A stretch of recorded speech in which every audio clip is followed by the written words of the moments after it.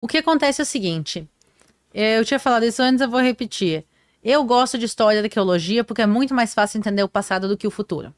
Então, eu não gosto de especular. Eu não gosto de chegar e dizer amanhã vai terminar o mundo, eu vou dizer o ano exato que vai terminar, eu vou dizer quem é o anticristo, eu sei de tudo. Eu não sei de nada, gente.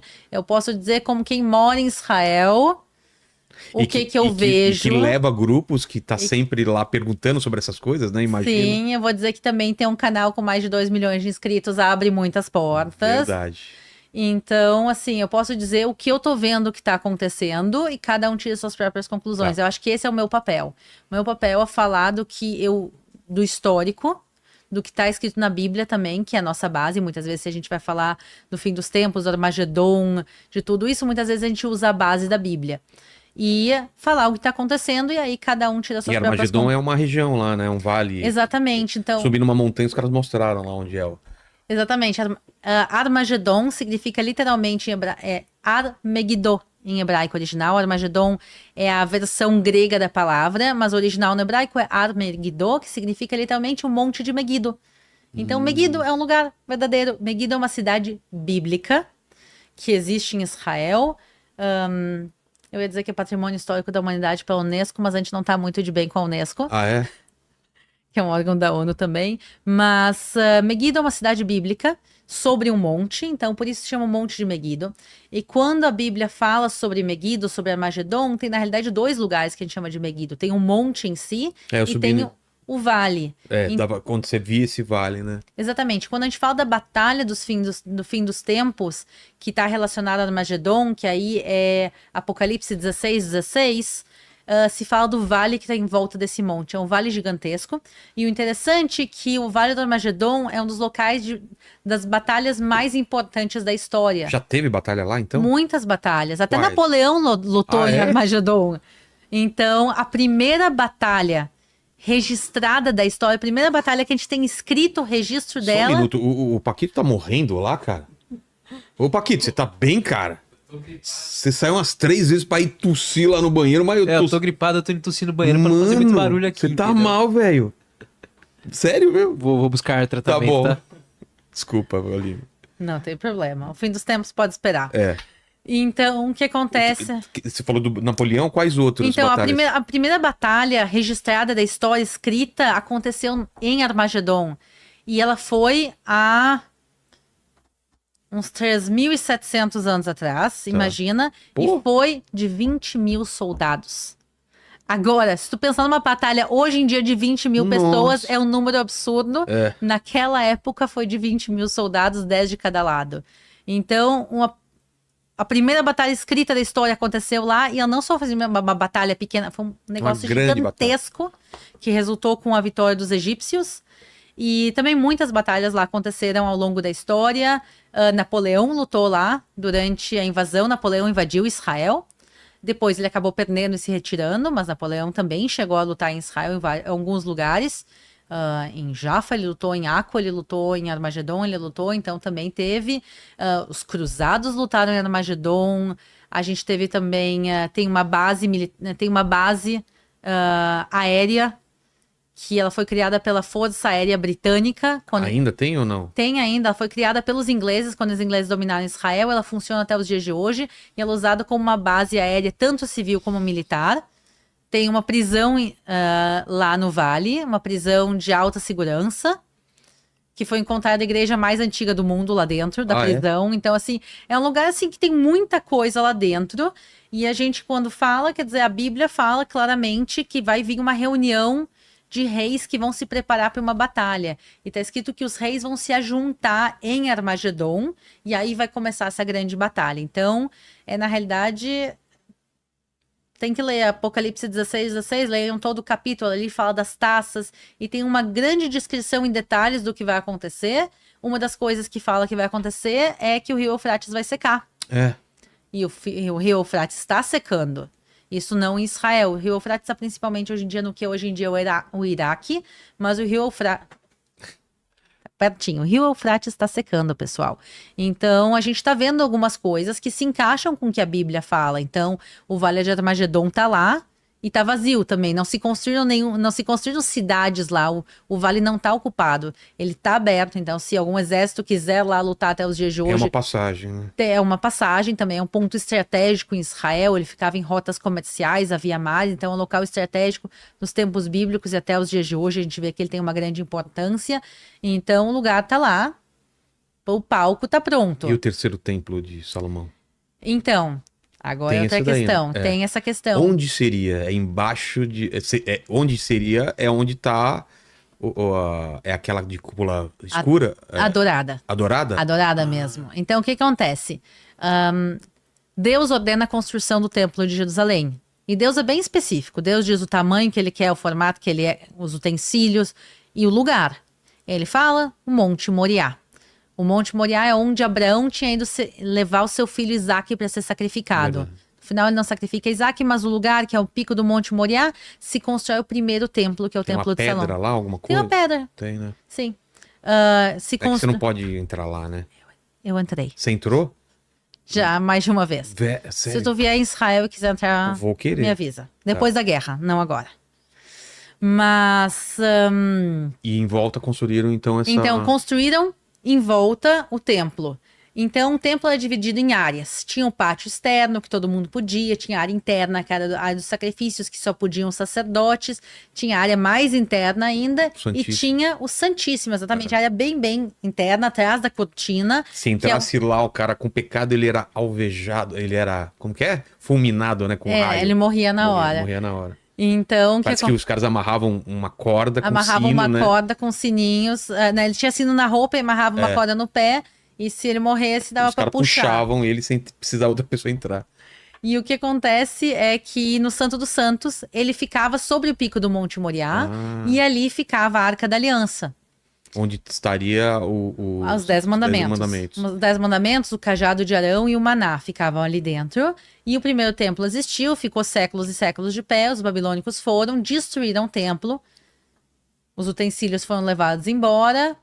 A Arca da Aliança desapareceu. Então, isso a gente está falando em 586 a.C. Tá, e ele é reconstruído quando? Ele foi reconstruído 70 anos depois. Então, em 516 vai ter a reinauguração do Templo de Jerusalém.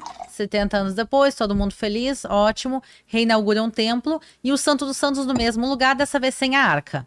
Porque a arca já tinha Se mandados. se mandado. Ninguém sabe hoje. Ninguém sabe. Tem muitas teorias. Etiópia, né? Falam que tá na Etiópia. Tem muitas especulações, tem gente que acredita que está realmente no próprio lugar, embaixo do Domo Dourado, lá próximo do Domo Dourado, embaixo do Monte do Templo. Tem muitas teorias, mas ela desapareceu. Esse templo também ficou de pé séculos e séculos e séculos. Indiana Jones foi atrás dela. O Indiana até achou ela. É. O único nesse mundo que achou foi Indiana Jones. E aí no ano 70, depois de Cristo, os romanos foram e destruíram esse templo também. Não todo ele. Ah, é? Porque vamos ser mais claros. O segundo templo, a última versão do templo era gigantesca. Tu tinha a parte central, que é o Santo dos Santos, a parte do templo em si, a parte religiosa, Não é tão grande. foi completamente destruída. Mas em volta tinha um complexo do templo, com pátios, com pilares, mosaicos, um negócio espetacular. Só para ter uma ideia, eram 144 mil metros quadrados. Era uma esplanada gigantesca, então imagine um pátio no meio, o templo. O templo central foi destruído, mas esse pátio existe até os dias de hoje. E esse pátio é o que a gente chama de Monte do Templo. E então imagina que o pico do monte ficou exposto outra vez porque destruíram o templo. E aí isso ficou vazio do ano 70 depois de Cristo até o século 7. No século 7, o Islã conquista pela primeira vez Israel. Então, o Islã que sai da Arábia Saudita, vem, conquista em 638 toda a terra de Israel, e eles pegam o pico do Monte Moriá, no meio dessa grande plataforma, e constroem o Domo Dourado, o Domo da Rocha. Essa cúpula dourada bonita é a estrutura muçulmana mais antiga de pé que continua existindo, lá do século VII. E dá pra ver de muito longe, né? É o cartão postal, ela é linda, ouro, são mais aí. de 80 quilos de ouro ali em cima, e ela não é e nunca foi uma mesquita. Ah, não? Nem os muçulmanos dizem que é uma mesquita. Que O nome é? correto do lugar é o Domo da Rocha. Mas é o quê? É o domo que protege uma rocha. Que rocha é aquela? O pico do Monte Moriá. Se tu entra no Domo da Rocha, como eu entrei, no meu canal tem vídeo, se vocês quiserem entrar, dá pra ver a gente entrando, tudo. Quando tu entra, tu vê literalmente o pico de um monte. Esse pico é um monte, é o local do Santo dos Santos. E por que é sagrado para eles também? Então, aí é um ponto importante. Segundo o Alcorão, Maomé faz uma viagem mágica pelos céus.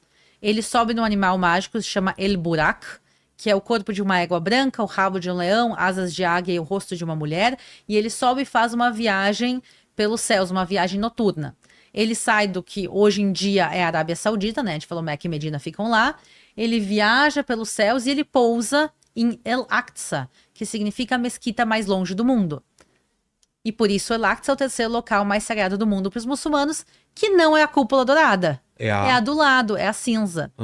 Então, a cúpula dourada você colocou lá pro pessoal ver, Paquito? Olha isso daí. Ó, bem bonita. Olha que bonito. Então, do lado dessa tem uma cúpula que é cinza, que é o local mais importante do mundo. O terceiro local mais importante do mundo para os muçulmanos é o local onde Maomé pousou. Ele amarra o seu animal, daí ele caminha até uma pedra, e dessa pedra ele sobe aos céus.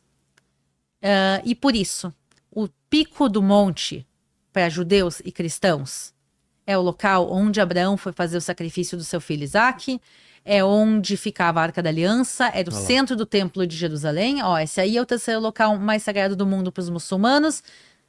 Por isso, para os muçulmanos, essa é muito mais importante que a outra. Essa é realmente uma mesquita. A outra não é. A outra é o local de onde ele subiu aos céus, e de onde ele subiu aos céus... O templo seria onde está adorado, então, não aí. Exatamente. Para os judeus e para os cristãos, o mais importante é o local da dourada, para os muçulmanos é o local da cinza. E de lá ele subiu aos céus, e por isso o local também só foi santificado para o Islã. Então a gente está literalmente brigando pela mesma pedra. Entendi. Pela mesma pedra. Se derrubarem aquela cúpula, é treta. É treta. Então, quando a gente fala da reconstrução do terceiro templo de Jerusalém, o terceiro templo tem que ser no mesmo lugar que Deus ordenou a construção do templo. Com as mesmas medidas, igual. Com as mesmas medidas, o mesmo tudo, o mesmo local, que é lá. Agora, se a gente derrubar a cúpula dourada, é a Terceira Guerra Mundial instituída. Total. E eu também entendo, porque ali é um local sagrado para os muçulmanos. A gente não aceitaria ninguém destruindo locais santos judaicos. A gente também não pode aceitar destruir locais santos de outras religiões. Por isso, o acordo que foi feito entre Israel e a Waqf, que é a organização muçulmana que mantém o Domo da Rocha, é que o local seria de livre acesso a todos, mas só muçulmanos poderiam orar. Na prática, eles não cumprem esse acordo, eles não permitem não muçulmanos entrarem, mas esse é o acordo original. Quer dizer, Israel não tem nenhuma intenção de derrubar o Domo da Rocha. Não tem. O governo de Israel impede que judeus tentem fazer alguma coisa lá. E tem uns horários super restritos lá. Vestimento, você não pode ir com qualquer roupa. Lá é bem chatinho de subir para a esplanada. E dentro dos edifícios, Domo da Rocha e da Mesquita de Al-Aqsa, é proibida a entrada para judeus e cristãos, exceto autorizações muito, muito, muito difíceis de conseguir.